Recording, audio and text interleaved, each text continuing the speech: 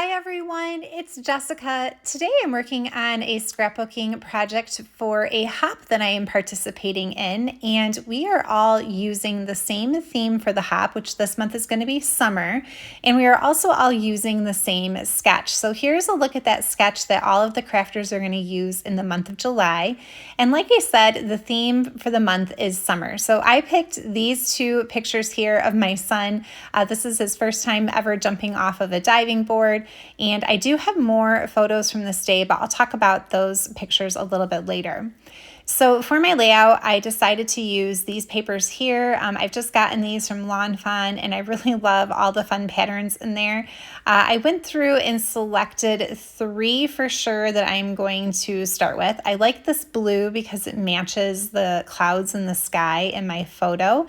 And then I thought the rainbow stripe would be really fun just to bring in some more colors that I can kind of work off of then. And definitely that yellow pattern because it actually has little suns on it for the sun element of the sketch. Now, I don't end up using all of these stamps. Actually, I just used that top one there, but I did pull a bunch of stamps from my Close to My Heart stash just so that I had them on my desk and ready in case I ended up needing them. All right, so I did my best to kind of eyeball the measurements here. I did cut my paper down to 7 by, I want to say 8 3/4. And then I have this piece here, which is about, I think it was like 2.5 or something like that. And I'm just going to start kind of placing these and layering them. And I will cut that turquoise paper down just a little bit because so much of it is hidden behind that darker blue piece.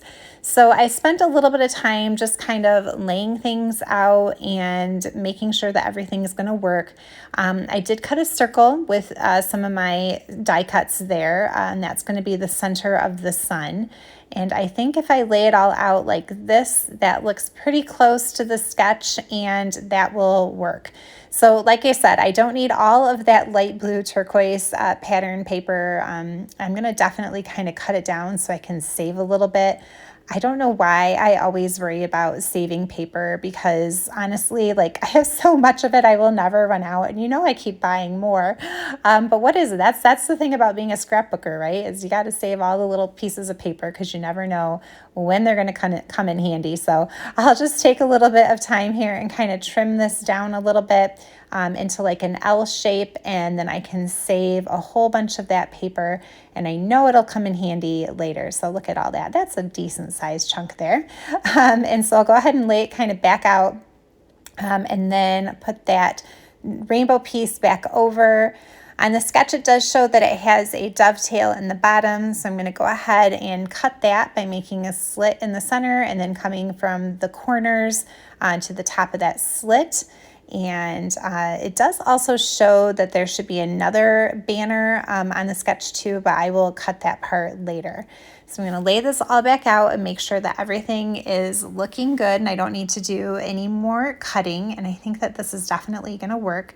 And yep, now I just need the rays for my son. Now, when I had originally cut into that yellow pattern paper to die cut out my circle, I cut myself a 3-inch strip of paper. So I'm going to grab a scrap piece of like copy paper here that is also 3 inches. And I'm going to cut it down to, I think I got it as 1 inch there. And I'm going to make myself a little template. So I put a pencil mark a 1/4 inch in, so that way I can come from the corner to 1/4 inch down in the bottom, and then also from the other side. And then I'll use my scissors to cut this out just to make those angles that it shows on the sketch for the sun rays. I wanted to test it out on this little scrap piece of paper first before really getting into my pattern paper because, you know, as you can tell, I really like to save things. So I just want to make sure it was going to work. And I think that'll be a good size. And yep, if I cut a few of those, that should work out pretty well. So I'm going to come back to that strip of 3 inches there. And I'm going to use my little template just to kind of make some marks on the paper. I realized later I could have just put this next to a ruler or on my Versamat and made those measurement marks on there without the template. But like I said, I just wanted to make sure that everything was going to work out well. So I'll use my little guillotine trimmer here just to kind of go through and chop those rays down after I make my pencil marks as some guides. And I will cut out a whole bunch of rays until I have enough to go around my sun. So like I said, on this sketch, it does show 2 4x6 photos. I do have more pictures from this day, but those happen to be the only 2 that I got while we were swimming. You can tell from the photos with the clouds in the sky there that it was actually not a very sunny day. So I kind of thought twice about using them with this particular sketch just because that sun was such a focal piece. But you know, it goes along with that summer theme. But anyway, storm kind of rolled in and we didn't have a whole lot of time to swim over at our family member's house that day.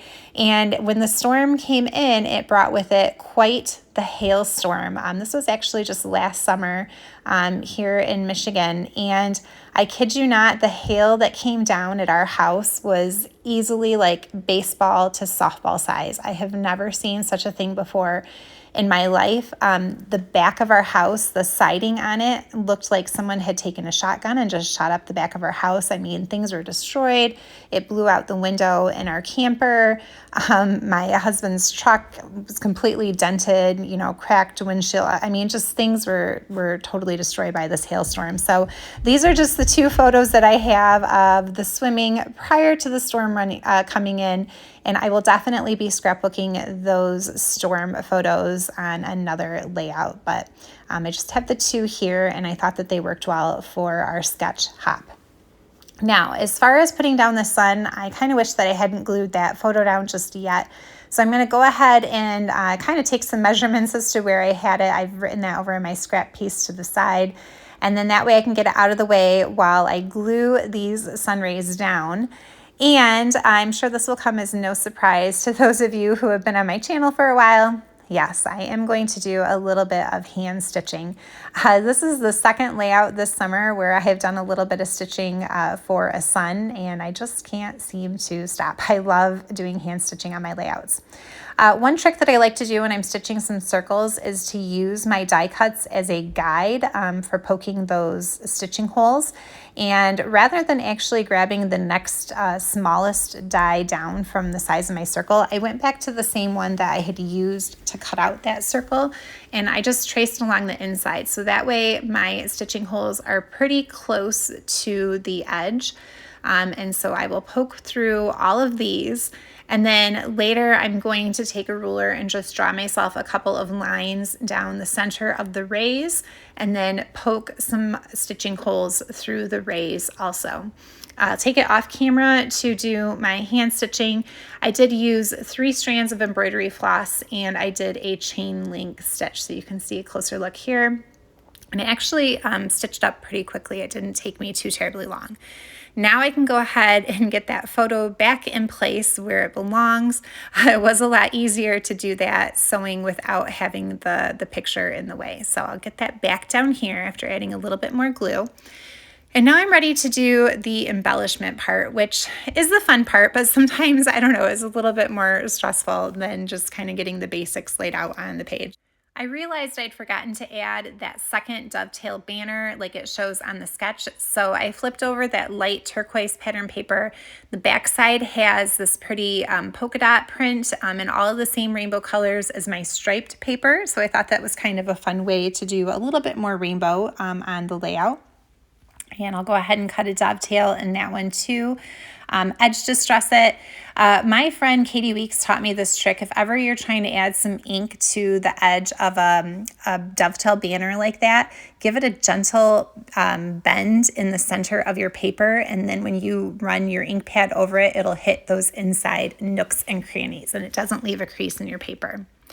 All right, I went digging through my stash and I found these Woodgrain titles from Close to My Heart, and I think I'm going to put memories down here. And then since I brought that Woodgrain in, I did go looking for some other Woodgrain things, so I might try using some of those arrows later too.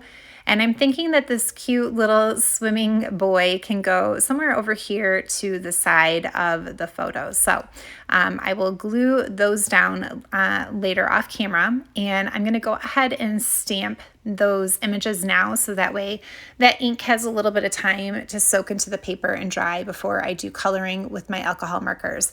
I try to wait at least 5 minutes before coloring, but if you can wait even longer, then it definitely doesn't bleed and it turns out a lot better. So I'll get my stamping done now so that I can set that to the side while I do my gluing. And I also will pull one of the beach balls off of one of those other stamp sets, and I will color the beach ball in too.